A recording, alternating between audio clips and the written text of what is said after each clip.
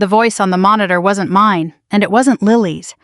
It was Daniel's, low and satisfied, floating through the static like something that had been rehearsed. "She left. It worked," he said. Then, quieter, like a man tasting a secret he'd been saving, "Once she signs the transfer, the house is ours." I sat there in my dress uniform in the dark of my own laundry room, and I did not move. Not because I was frozen, because for the first time in 11 months, I finally understood exactly what I was dealing with. But I need to back up because none of this makes sense unless you understand how ordinary the evening started. I'd been at the base since 6 that morning, running logistics for a battalion that was supposed to deploy in 11 weeks, and currently had half its transport manifests in the wrong format. By the time I got home, my feet ached inside my boots and my uniform smelled like the motor pool. I remember thinking on the drive back that I wanted exactly 3 things: to see Lily's face light up when I walked in to eat something that wasn't from a vending machine, and to sleep for 8 hours without my phone buzzing. I got none of those things, not right away. Daniel was in the kitchen when I came through the door, phone pressed to his ear, and the second he saw me, his whole posture changed. He didn't say goodbye to whoever he was talking to. He just hung up, smooth as anything, like he'd practiced that motion 100 times in front of a mirror. "Who was that?" I asked, setting my bag down. "Work," he said. "Nothing important. I've spent 20 years learning to read people who are trying not to be read. Soldiers under stress, contractors hiding cost overruns, officers who don't want to admit they missed a deadline." Daniel's voice had that same flatness, that same overcorrection, and I felt something small and cold settle in my stomach. I didn't chase it. I was tired and I told myself I was imagining things, and I went to find Lily instead. She was on the couch in the living room, half asleep already, the old baby monitor sitting on the side table where it had lived since she was 2.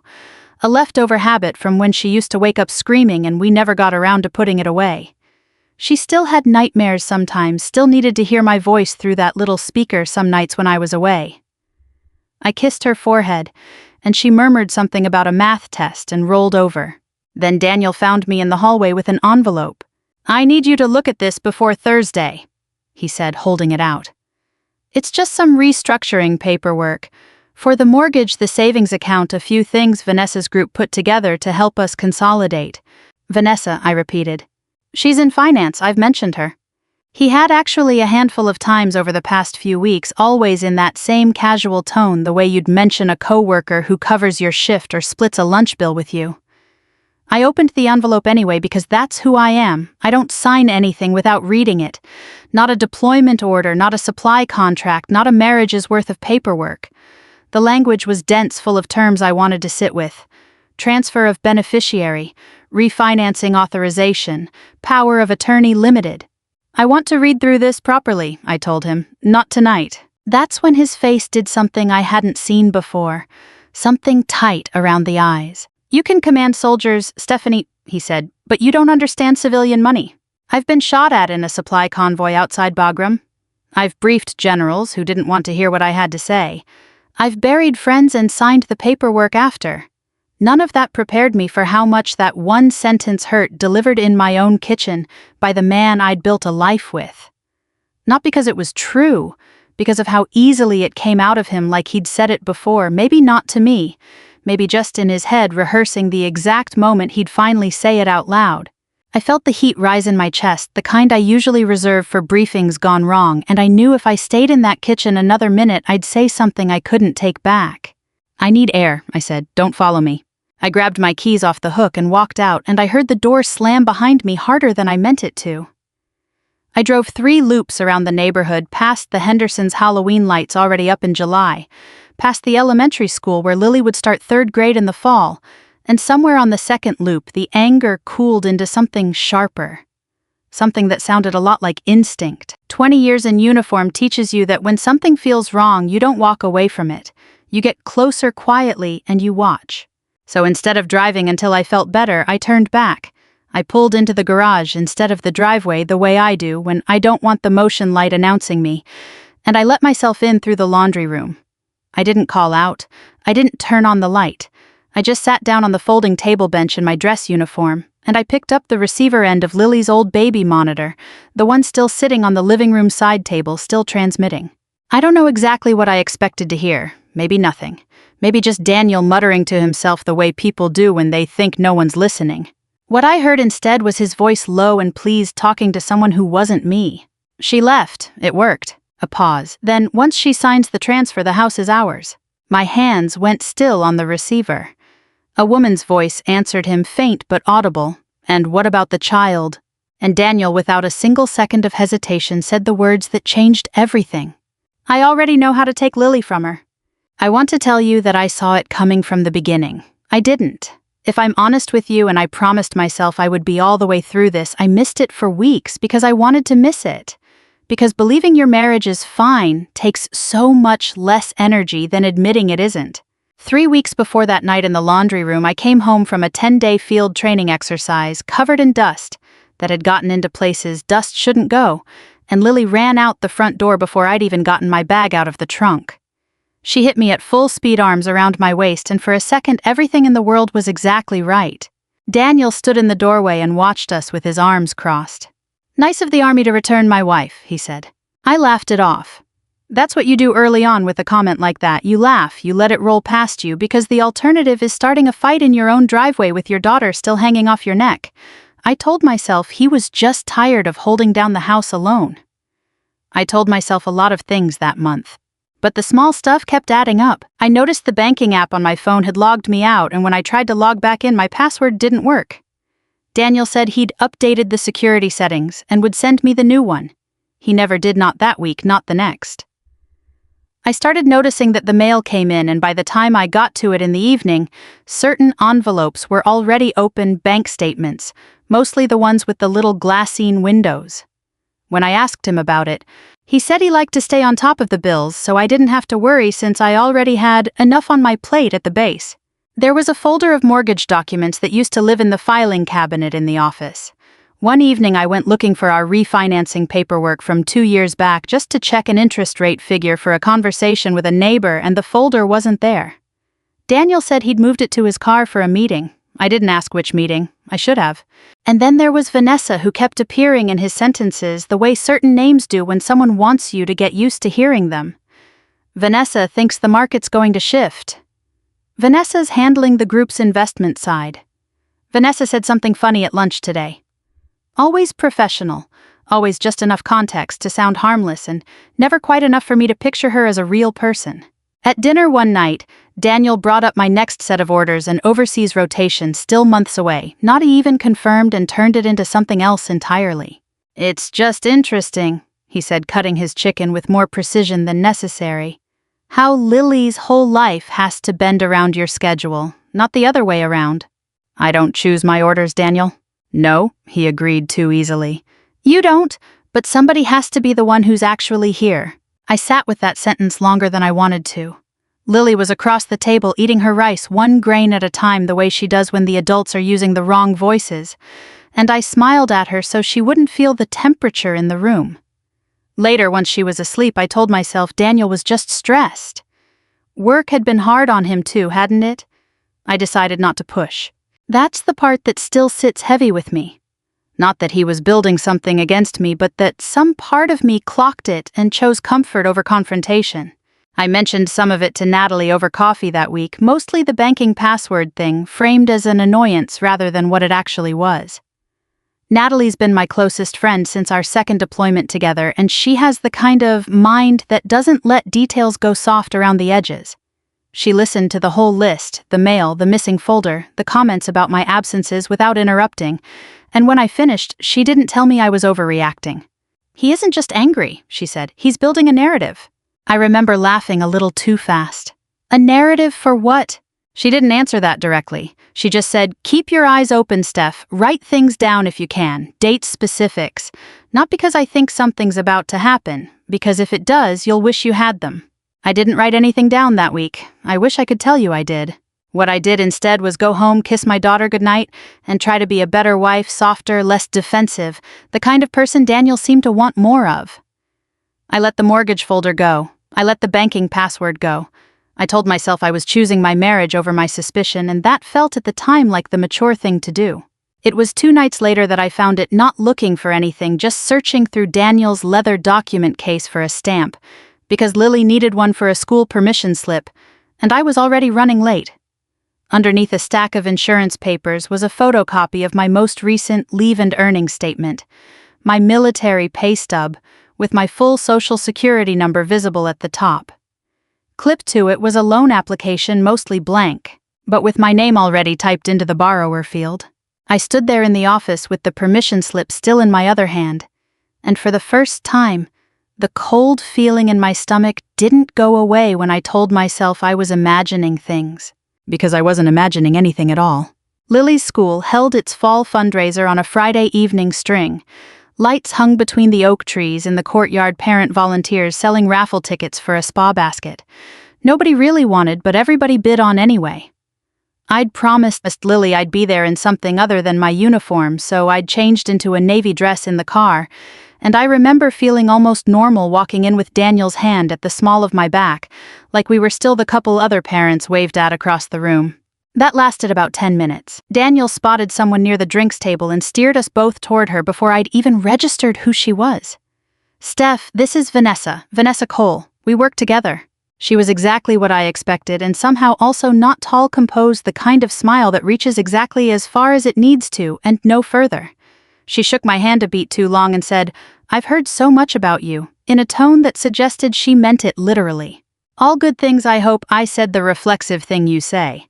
"Fascinating things," she corrected, and there was something underneath it I couldn't name yet. Over the next 20 minutes standing near the silent auction table with a plastic cup of lukewarm punch, Vanessa mentioned my upcoming training rotation dates I hadn't even given Daniel in writing. She asked almost offhand whether the bonus from my last assignment had cleared yet. She referenced gently that Lily had seen a school counselor last spring, something Daniel and I had discussed privately and never brought up outside our own kitchen. I looked at Daniel. How does she know all that? He didn't miss a beat. "We work together, Steph. People talk. But people don't talk about Social Security details of my daughter's therapy schedule over office small talk. I know what casual knowledge sounds like, and I know what studied knowledge sounds like, and Vanessa had the second kind. I watched them together for the rest of the evening in the specific way you watch two people who've decided you're not really watching." She touched his wrist when she laughed at something he said. He laughed more easily around her than he had at our own dinner table in weeks. There were little references between them, a joke about a conference in Charlotte, a nickname I'd never heard him use, the small currency of people who've spent time together that a spouse wasn't present for. At one point, Vanessa caught me watching and held my gaze for just a second too long. Not guilty, not even embarrassed. Something closer to satisfaction, like a hand being shown at the end of a long game. Lily found us near the dessert table, sticky-fingered from a cupcake, and tugged on Daniel's sleeve. "Why did that lady call Dad Danny? Nobody calls Daniel Danny. Not his mother, not his oldest friends."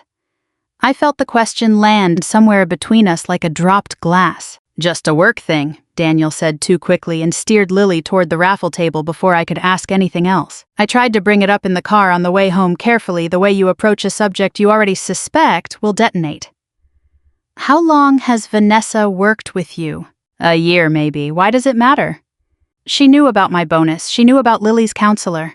"I don't control what people remember from conversations," he said, eyes on the road, jaw tight. "Are you seriously doing this tonight?" I let it go. Not because I believed him, because Lily was in the back seat half asleep against her booster seat straps, and I didn't want her waking to raised voices in a moving car. That night, after Lily had gone down and woken once from a bad dream, I sat beside her bed with the monitor on the nightstand, more out of habit than necessity now that she was 8, and I thought about the way Vanessa had looked at me across that courtyard. Not like a stranger, like someone measuring an opponent. The next morning before work, I logged into my credit monitoring app, something Natalie had drilled into me years ago, back when a soldier in her unit had his identity stolen mid-deployment. There was a new inquiry I hadn't authorized. A hard pull dated 4 days earlier from a lender I didn't recognize. I called Natalie from the base parking lot before my shift started. "Don't confront him yet," she said. Once I'd gotten through the fundraiser, the credit alert, all of it. "Lock your credit today, not tomorrow today. Start writing down dates, screenshots, anything with a timestamp. And Stephanie, protect your military paperwork specifically. Your LES, your ID, your signature. If someone's building a case that you're unstable or absent, Your service record is either your best evidence or your biggest liability depending on who gets to it first. I did exactly what she said. I locked my credit before lunch. I photographed the loan application I'd found in Daniel's case, careful to replace it exactly as it had been. I started a note on my phone, time-stamped factual, stripped of any emotion I could manage to strip from it. That evening, an email arrived on the shared account we used for the kids' savings account, a routine notification, the kind you'd normally delete without reading. Beneficiary designation updated, it said. I opened it out of habit more than suspicion. The new beneficiary listed on our joint savings account was Vanessa Cole. So that's where I was standing when the story caught up to itself, back in the laundry room in my dress uniform, holding the monitor receiver against my ear like it might disappear if I let go. I told you the beginning. Now I'll tell you the rest of what I heard that night, because it took nearly 20 minutes, and every one of those minutes rearranged something in me. Daniel wasn't just having an affair. That would have been simple in a terrible way, a wound I already knew how to survive. What came through that little speaker was something else entirely, a plan fully built with dates and steps and contingencies, the kind of thing you don't improvise in the heat of guilt. You construct it slowly, the way I'd build a logistics timeline for a deployment. Except this timeline was built to dismantle me. Vanessa's voice tight with nerves. What if she finds out? Daniel, easy, almost bored. She follows rules. That's her weakness. I sat very still when he said that. 20 years of discipline had taught me exactly how to do that, how to hold a posture, keep my breathing even, let a blow land without letting my face show it landed. I let it land. And underneath the sting, something else started moving. Something colder and more useful than anger.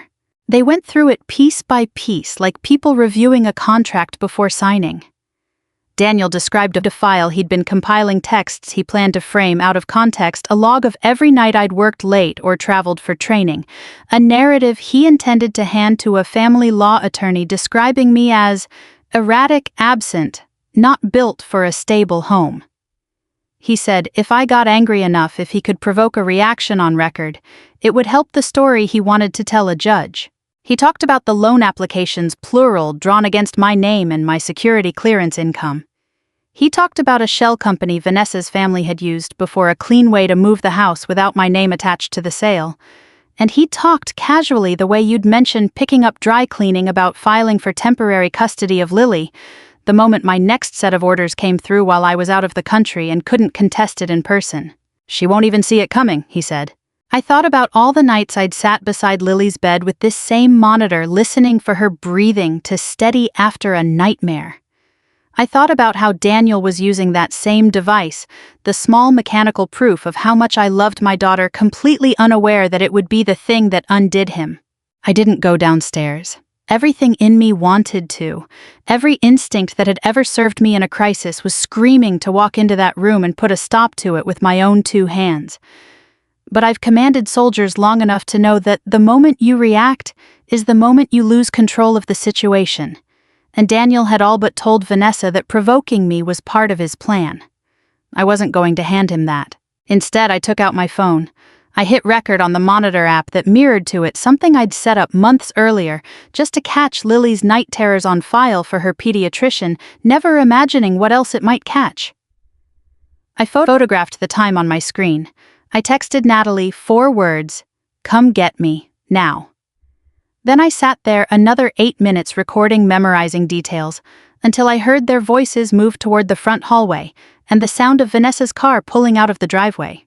I left the way I'd come in, quietly through the garage, my heels in one hand so they wouldn't sound against the concrete. I drove to Natalie's with the windows down, cold air on my face, because I needed to feel something besides the ringing in my ears. Natalie met me at her door, already dressed like she'd known this call was coming for weeks. We sat at her kitchen table and played the recording twice. The second time she stopped it halfway through and reached for a folder on the counter, documents I hadn't known. She'd already started pulling copies of financial disclosures from my own accounts, cross-referenced against dates Daniel had claimed he was traveling for work. She laid 1 page flat on the table between us, a loan document. My signature at the bottom, except it wasn't the loop on the S, leaned the wrong direction. Something I'd never once written in 20 years of signing paperwork, under fire, under deadline, under every kind of pressure imaginable. "Stephanie," she said, and something in her voice made me look up. "He didn't just forge a loan application." She set the page down like it was evidence in a courtroom, because it was. "He forged your military signature." I sat with that for a long moment. Not the affair. Not the money, not even the custody plan. This, a man taking the one signature that represented every oath I'd ever sworn, every order I'd ever carried out, and copying it onto paper to steal from me, this was the part that finally fully burned the last of my hesitation away. I looked at Natalie across her kitchen table. "Tell me what to do," I said, "by the book, every step." She nodded slowly, already reaching for a legal pad. "Then let's build your case the way you'd build a mission," she said. "Quiet, documented, and airtight before he ever sees it coming." I came home the next morning at 6, showered at Natalie's, changed into a fresh uniform from the bag I keep in my car for exactly this kind of long duty day, and walked through my own front door like a woman who had nothing to hide. That's the hardest thing I've ever done in that house, harder than any deployment briefing, any casualty notification I'd had to help draft. Walking into a kitchen where a man had spent the previous night describing in detail how he planned to take my daughter, and smiling at him like I hadn't heard a word of it. Daniel was already up, coffee in hand, doing his best impression of a worried husband. "You just left. No text, nothing. Where were you?" "I needed space," I said. "I'm sorry I didn't call. It won't happen again." I watched something in his shoulders relax, and I understood in that moment exactly how much of his plan depended on believing he had the upper hand. He wanted me apologetic. He wanted me small. It cost me something to give him that. But I'd learned a long time ago that the appearance of losing and the reality of losing are two very different things, and a good officer knows which one she can afford to hand over. Over the next several days, I ran what Natalie and I started calling, half-joking, the quiet campaign. I froze my credit fully, then reached out directly to our mortgage lender to flag potential fraud on the account using the documentation Natalie had already helped me assemble. I opened a new personal checking account at a different bank entirely, one Daniel had no history with and no reason to check. I moved my LES copies, my ID, my orders, and every piece of paper with my signature on it into a lockbox at the base behind a door only I had access to. I called the judge advocate's office and reported the forged military signature formally, which started its own quiet, separate process running in the background, one that had nothing to do with Daniel's timeline and everything to do with mine.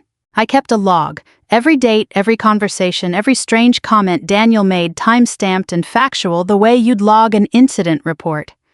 Natalie reviewed it with me twice that week, cross-checking it against bank records and phone data, building something that could stand up to more than just my word against his.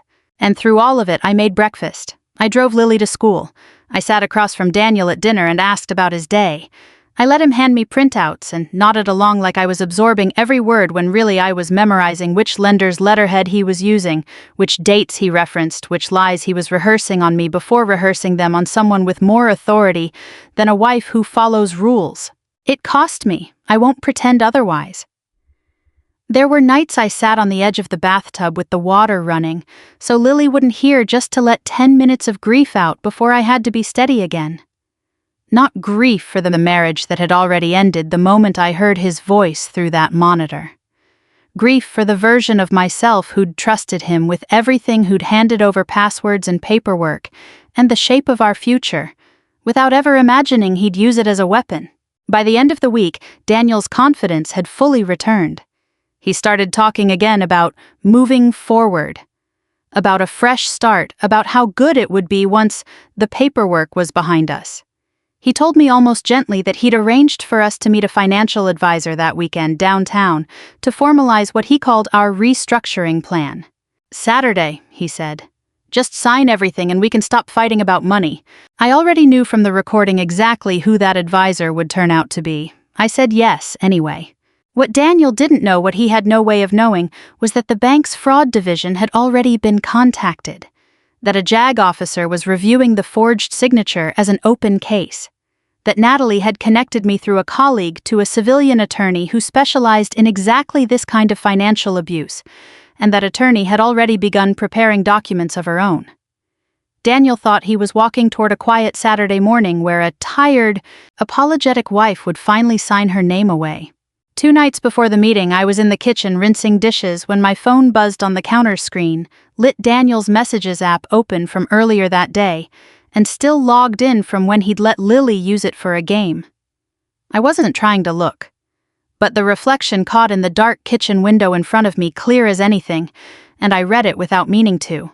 Saturday, she signs. By Monday, everything belongs to us. I stood there with a wet plate in my hand, looking at my own reflection layered over his words, and for the first time in 11 days, I didn't feel the old ache in my chest. I felt something steadier, something close to calm.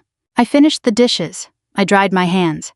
And when Daniel walked into the kitchen a minute later asking what was for dinner, I just smiled at him.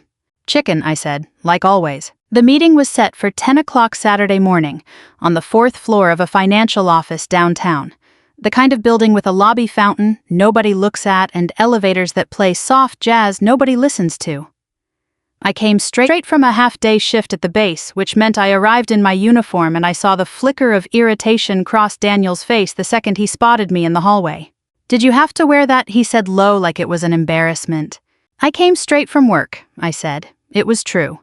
It was also, I'll admit, exactly what I wanted him to see, not a woman who'd lost her footing, but a woman who belonged to something larger than the room we were about to walk into.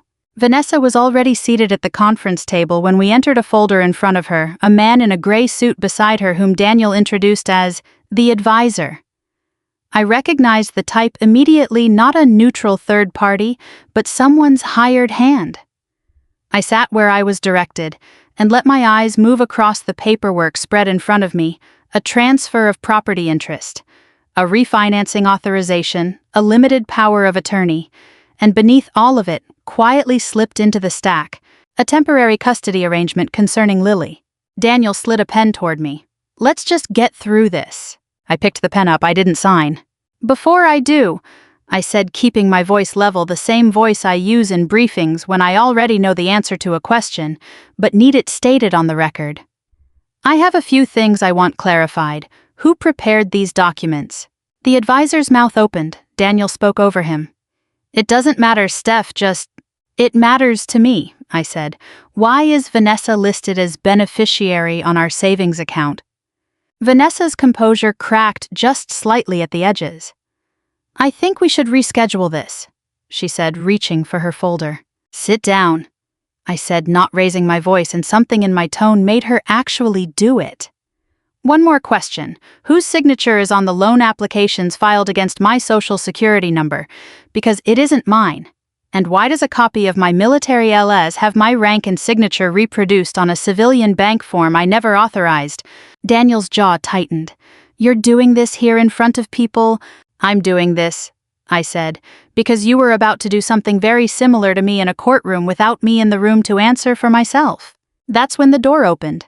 A woman I'd only spoken to by phone until that morning stepped in, Diane Marsh, the fraud investigator from the bank's security division, along with my own attorney, a sharp, unhurried woman named Renata Cole, no relation to Vanessa, a detail I'd noted with something close to dark amusement when we first spoke. Natalie followed a step behind them there in her capacity as a military legal officer supporting my case, not commanding anyone in that civilian room, exactly as she'd promised by the book every step. Daniel went pale in a way I'd never seen on him before, not even during his father's funeral. Vanessa stood again this time, actually trying to leave, and the advisor in the gray suit began gathering papers with the panicked efficiency of a man realizing his fee wasn't worth what was about to happen to his afternoon. I set my phone on the table and pressed play. Daniel's voice filled the room, tinny through the small speaker, but unmistakable. Once she signs, the house is ours. Then a moment later, his voice again from a different night. She follows rules. That's her weakness. Nobody in that room said anything for a long moment. Renata was the first to speak. Per the fraud investigation opened this week, all transactions on the joint accounts are frozen pending review. The property transfer cannot proceed. The deed office has already been notified of a forgery complaint. And regarding the custody filing, she glanced at the temporary custody document still sitting untouched on the table. I'd advise you not to submit that, given what's currently under review with the judge advocate's office concerning a forged military signature. Daniel's hands were shaking. "You set me up," he said, looking at me like I was the one who'd done something wrong. I set the pen down, the one he'd slid toward me 20 minutes earlier, still capped, still unused. "No, Daniel," I said. "I simply let you finish explaining your plan." Vanessa's lawyer was already on his feet, murmuring something about advising his client not to say another word.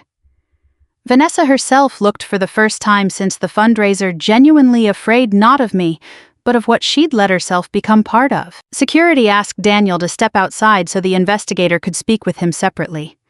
At the door he turned back, and for a second I saw something in his face that might have been the man I married buried under everything else. "You'll still lose, Lily," he said, voice cracking. "The army always comes first." I looked at him the way I'd look at a soldier trying one last maneuver after the battle was already decided. "That," I said, "is the last lie you'll ever use against me." He didn't have anything left to say to that. He walked out and the door closed behind him, and I sat back down at the table across from Renata, my hands finally steady, and asked what came next. The weeks after that meeting moved slower than I expected. I'd imagined somewhere in the back of my mind that a moment like that would feel like an ending. The door closing, the truth finally spoken out loud, and then some clean, immediate relief. It didn't work that way. It worked the way most real things do. Paperwork, phone calls, quiet mornings, where Lily still needed her lunch packed and I still needed to be at the base by 6. All of it happening underneath a slow, grinding process of consequences finally catching up to the people who'd earned them. Daniel's company suspended him within the month once the fraud investigators' findings made their way into a formal report: misuse of client financial data, unauthorized access to personnel records, conduct unbecoming of someone in his position. He wasn't fired outright, not at first. That came later, after Vanessa, facing her own exposure, agreed to cooperate fully with the investigation in exchange for reduced liability. She handed over emails, drafts of the custody narrative Daniel had been building, the shell company paperwork tied to the house. I never spoke to her again after that office. I didn't need to. The fraudulent transactions were reversed. The house, the one Daniel had described so confidently as ours, stayed in my name through the divorce proceedings, and I kept it, at least for now, because Lily needed one thing in her life that didn't change shape overnight. Daniel's visitation started, supervised, a condition the court didn't hesitate to set once the forged signature was confirmed by 2 separate document examiners. I didn't ask for that outcome out of spite. I asked for it because a man who will forge his wife's name to steal from her isn't a man I trusted alone with our daughter, not yet, maybe not for a long while. I want to be honest about something because I think it matters. I never tried to turn Lily against her father. Even now when she asks to call him, I hand her the phone. Even now when she comes home from a supervised visit talking about something silly, he said I let myself smile along with her, because that love is hers, not mine to manage.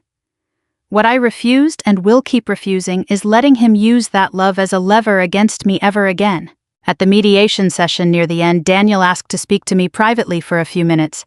I almost said no. Natalie, sitting beside me in the hallway, left the choice to me, and I decided I could afford 5 minutes. He looked smaller than I remembered him being, sitting across that narrow table, hands folded like a man in front of a commanding officer instead of the woman he used to make breakfast for. "I was scared," he said finally, "of becoming invisible beside you. Your rank, your file, the way people talked about you at that base like you were somebody. I couldn't stand feeling like the background." I sat with that for a moment before I answered. "You weren't invisible," I said. "You just couldn't stand that I was strong." He didn't have a response to that. I didn't need him to. Lily and I spent that fall rebuilding the parts of the house that had started to feel unfamiliar. We painted the living room a soft, warm yellow, the color she picked out at the hardware store with more confidence than I've seen her have about anything. We cleared out an entire drawer of old paperwork, bank statements, expired insurance forms, all the debris of a marriage that had gone somewhere I never expected. We planted marigolds along the front walk because Lily insisted they were the happiest flower, and I didn't have the heart to argue. We started doing something we called phone-free dinners, just the 2 of us most nights, where the only thing allowed on the table was food, and whatever nonsense story she wanted to tell me about her day. We kept going to family therapy together and separately, because healing isn't a single conversation in a mediation room, it's 100 small, ordinary Tuesdays afterward. The baby monitor stayed in a kitchen drawer for months unplugged, tangled in its own cord. One evening, while I was digging for a pair of scissors, Lily spotted it and picked it up, turning it over in her hands like an artifact from someone else's life. "Do we still need it?" she asked. I looked at it for a long moment, that small plastic box that had once carried a lullaby I hummed to her as a baby, and then years later carried the exact words that ended her father's plan against us both. "No," I said, "not anymore. I put it away in a box in the closet, not thrown out, just retired the way you retire a uniform after your last deployment. Not because it failed you, but because it did exactly what it was supposed to do, and now it's time to let it rest." I used to think discipline meant enduring pain without complaint, staying quiet, staying steady, no matter what was breaking underneath. I don't believe that anymore. Real discipline, I've learned, is knowing exactly when to stop protecting someone who has already decided to betray you. Daniel thought my rules made me weak. In the end, those same rules were the reason he never took my daughter, my home, or my future. He mistook my calm for surrender. It was never that. It was just patience, waiting for the truth to finish speaking for itself. If you've made it this far with me, thank you for staying. I'd love to know, have you ever had to stay calm while someone expected you to break? Tell me in the comments where you're watching from tonight, and let me know what you would have done in my place. There are so many more stories like this one waiting for you, so subscribe if you don't want to miss what comes next. Let's keep walking through these journeys together.